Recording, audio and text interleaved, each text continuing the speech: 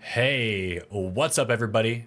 It's Dubpace here, and in today's video, I'm going to be combining my years of MMO auction house experience to share with you my ultimate tips and tricks to quickly get rich by using the flea market in Escape from Tarkov. Whether you just unlocked the flea market, or maybe you're an experienced player who wants to maximize their profits, this guide is for you.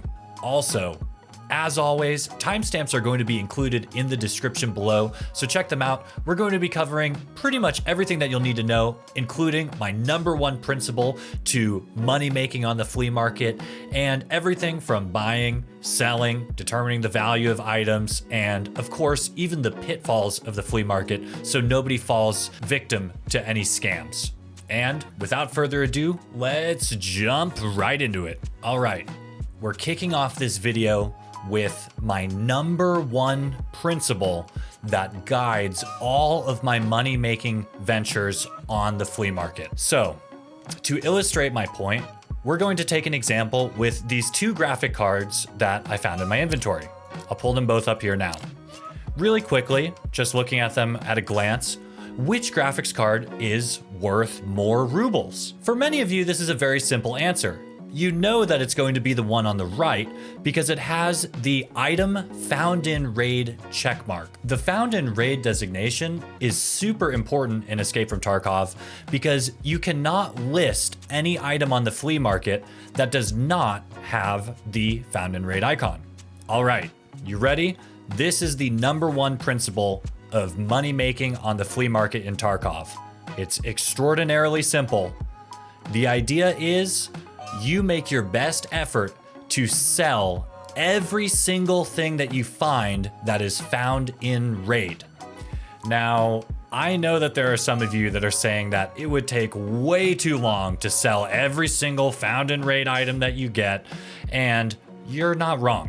I totally agree with you. That's why we're going to jump now into talking about how to practically use this principle in your everyday Tarkov life. To illustrate this example, I filled my inventory with a bunch of random found in raid items that I had laying around.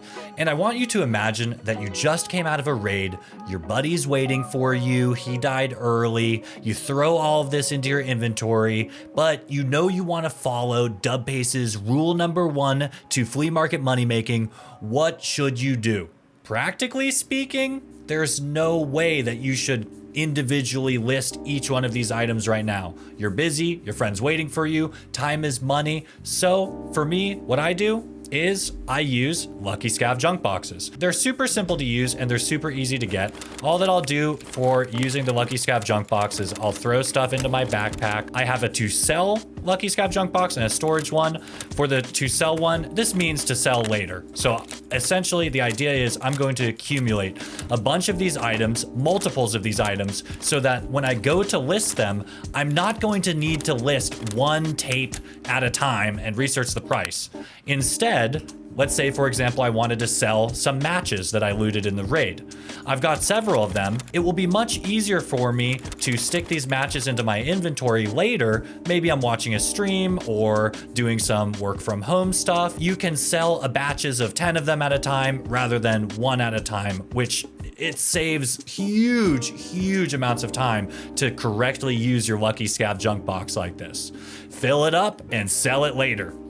For the second practical use of my core principle of money making, we're going to jump into the hideout here really fast. Something that is really unique about Tarkov is that unlike other traditional MMO auction houses, the majority of money making is not really done by buying items at a low price and selling them on the flea market later, because when you purchase an item, it loses its found in raid status, so you can't do that traditional reselling. The way that you can buy low and sell high is by using the crafting in the game. If we hop over to the workbench, it can illustrate my point really well. I am recently crafting a lot of M61 as it has a really high profit from crafting it, and it requires these red gunpowders. The way that I apply my principle here is really unique because sometimes I also craft these red gunpowders. And when these items are crafted with this one, you combine a blue, green, and matches, and you can make 2 red. When you do this crafting, it creates 2 gunpowders, which are found in raid. Now, I see a lot of people that they think that because they crafted this, it's the lowest possible price that they could get for this item. And in my opinion, that's not really true. What I typically do is I will throw all of my found in raid gunpowder into a storage area to sell later, and I will constantly throughout the day check the flea market to purchase this gunpowder at a very cheap price that will come without the found in raid status. So if I purchase a bunch of these gunpowders 10,000 rubles cheaper than I sell them for, then I'm actually making a small amount of profit every time that I make the decision to not use the found in raid item that I crafted. This is sort of complicated and it gets a little bit confusing, but just keep in mind, every time you see that found in raid check mark, remember Dubpace's #1 rule to money making, which is you should probably try to sell that at a premium. And then if you want to use that exact same item for crafting, try to purchase it at a very low price. Let's jump out of my hideout here, get back to my stash. And now I want to talk about the most basic mechanics of using the flea market effectively. First, we're going to learn exactly how to value an item, determine how much value you give it, and determine how much value the market is giving that item. We're going to talk about selling items to maximize your profits and buying items to ensure that you're going to get a good deal every time. The first and most obvious way to value an item, figure out how much value it has. Let's just grab something random here. How about a cat? The easiest way is to just right click and select filter by item. This adds a filter up top, which you can always click out of if you want to use the rest of the flea market, but we'll go back to filter by item. And right now it looks like the current market value is around 29,000 rubles for a cat. This right here in the top right, this is the refresh button. And I see that 29,000 ruble mark, that cat still has not sold, even after 3 refreshes. So it's pretty fair to say that at this current moment, the Tarkov market values a cat figurine at around 29,000 to 30,000 rubles. I would say that for the majority of the player base, what we just did is what 90% of all players do. They just look at the current market value on the auction house and then they sell the cat figurine right at 29,000 or 28,999 because they saw that as the current market value. I want to challenge you to not do that. For me, I never make a final designation of how much I value an item until I not only have the current market value of an item, but also I take a look at the historical market value of an item. To do that, I'm going to jump over to the browser really quick. Before deciding how much I value an item, I always pull up this website. It's called Tarkov-market.com. This is not an ad, it is a free service, but it's slightly limited for the free users. I don't know who made this website. I just really like it and I use it every day. So I wanted to bring your attention to it as well. Let's hop on over. I saw in my inventory, I had one of these phased array elements. Let's take a look at this. Now, for the phased array element, the average price right now is 606,236 rubles, but the 7-day average is 543,634. So that means that today, the price is significantly higher, about 60,000 rubles higher compared to the average price over the past week. To me, that's an indicator that if you have this item, today is a really good day to sell that item.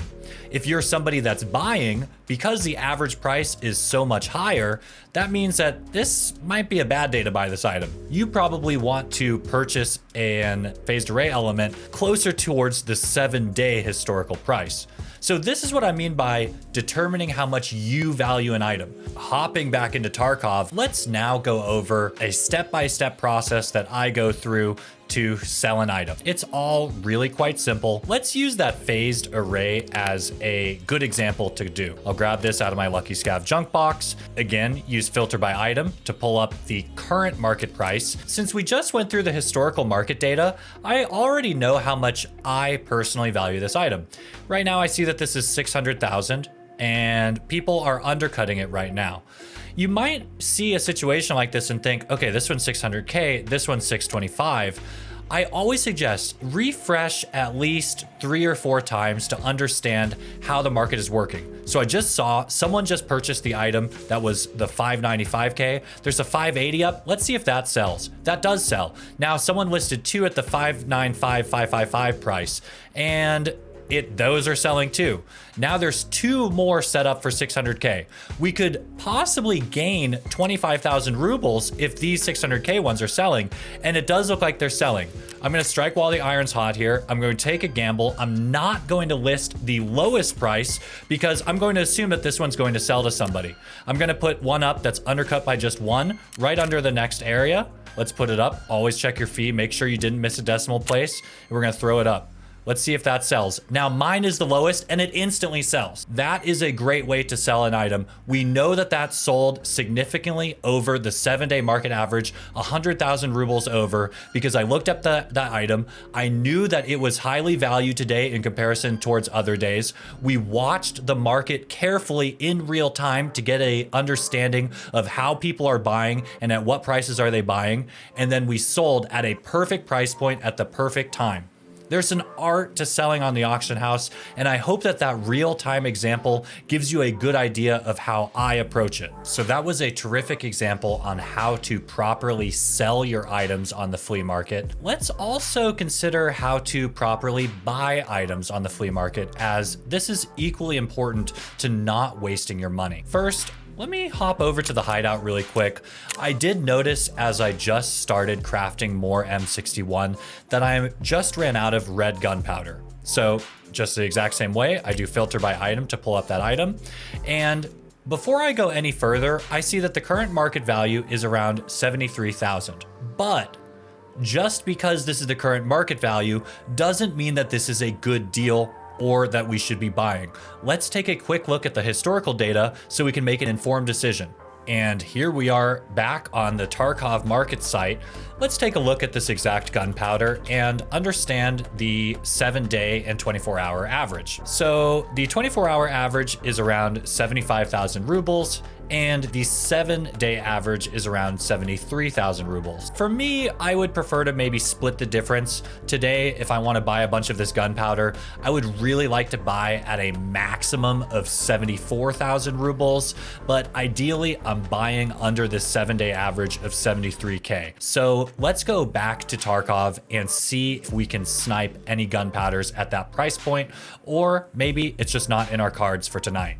All right, here we are back on Tarkov, and I see that the pricing is way higher than the average price. Quick tip, instead of pressing the refresh button, you can just press F5 on your keyboard. I'm looking at this page right now, and I see that there's a lot of demand. People are buying up these gunpowders at relatively high prices, significantly higher than the average 24 price and the average 7-day price. We're all the way up to 79,000 rubles per. This is not a good time to be buying this gunpowder. So this is one of those moments where I'm refreshing. I don't see any deals at all. Nothing is here right now. Nothing is low price. We're stuck at the 79,000 price point. I said earlier I wanted to buy around 72, 71. It's not going to happen right now. This is a moment where you would say, you know what? It's better to just come back later to this. Okay, so I was watching and I did see a 71,999 pop up. I didn't buy it because I think that this offer was likely already purchased. In fact, at this moment, it certainly is. It's just only still on the screen because I haven't refreshed. Even when the prices are high, there are always people that aren't paying attention and they're listing low. So this person right now, they're losing about 6,000 rubles because they didn't follow normal undercutting courtesy and just undercut by 1 ruble. So if I just press F5, see, that's gone. And now we're back at this 80K. This 80K, I call these psychological barriers, where people likely will not really want to buy above 80K just because it's a nice round number.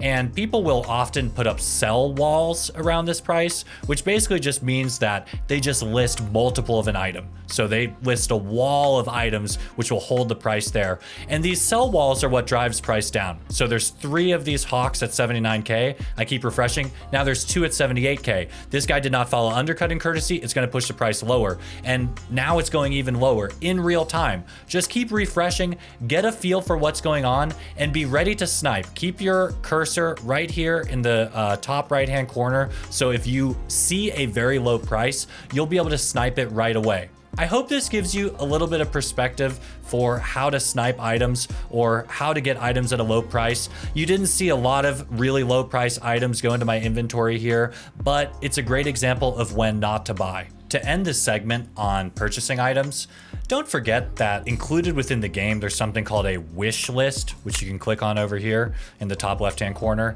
And typically I add items to the wish list that I'm tracking the price of. Unfortunately, in the wish list, you can't add this filter, exclude bartering offers. So what happens is it actually pops up a bunch of barters. If you want to get rid of those barter offers, all you need to do is just right click on the item and select filter by item, and your normal filters will be applied to remove those barter items. It's really awkward. If anyone from Battle State is watching, if you could allow us to filter properly within our wish list, it'd be really greatly appreciated. Try using it out. Let me know what you think. The wish list is actually a great segue to talk about the various scams that you might encounter on the flea market. And in addition, you need to be really careful with the listing fees for some items. First, let's talk about barter scams. This is really evident when you're using the wish list. Like I was saying, you'll see, here's the first item that comes up when you use the wish list. And imagine we're trying to get this green gunpowder, and it says it's approximately only 69.78 rubles per item. But if I go to purchase, it actually shows that you need sugar enabled to barter for this item. And the thing is this approximation number is actually the value assigned to sugar, I believe, as a vendor price. And if we actually look up on the flea market how much sugar is really going for, the minimum price is 80,000 rubles. So this is an example of somebody trying to take advantage of the fact that sugar has a very low vendor price and it shows a low approximation for the barter. Don't fall for these barter scams. In general, like I said before, I suggest including this filter, exclude bartering offers, just ignore the barters. There's too many scams. Don't fall for this, guys. You'll feel really bad. The second type of scam that I frequently encounter on the auction house, I would describe as a durability scam. There's probably no better way to put it. Well, let's grab a random example. I think the Killa armor would be a good example. But essentially what happens is sometimes there are people that will list the armor at the same price as a full value armor. So we see here, one of these Killa armors that's 60 out of 60 durability is going for 400K. Sometimes people will list something at that same price range, 400K, that's like this one, 2.5 out of 60 durability, which is just 1 ruble cheaper than this full durability armor.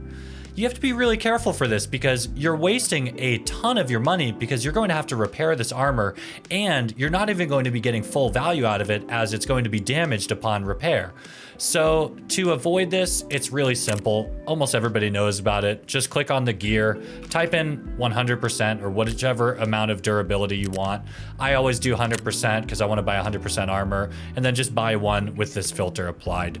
Be super, super careful, guys. There's a lot of people that do these durability scams. They're not really scams. It just takes advantage of people who aren't paying really close attention.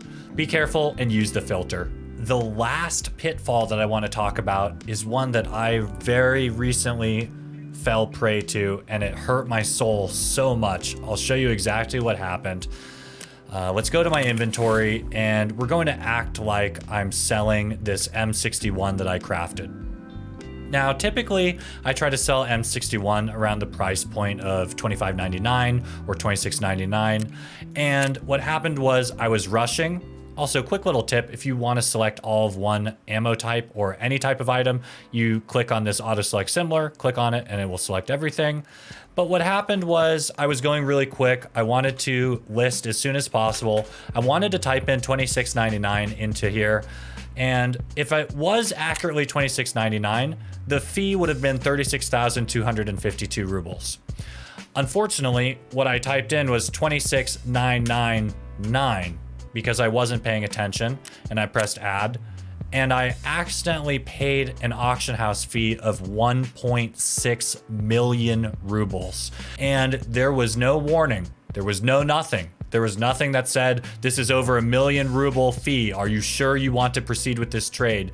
Nothing alerted me to it. I was just going too fast. I wasn't paying attention. And I was scrambling to try to figure out what happened. Where did I lose $1.5 million rubles to nothing?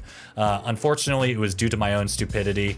Be really careful with this. And just always, if you're listing something, especially ammo, sugar, anything that has a very high listing fee, triple check the fee before you place offer, even if it takes a few more seconds to put the offer on the flea market.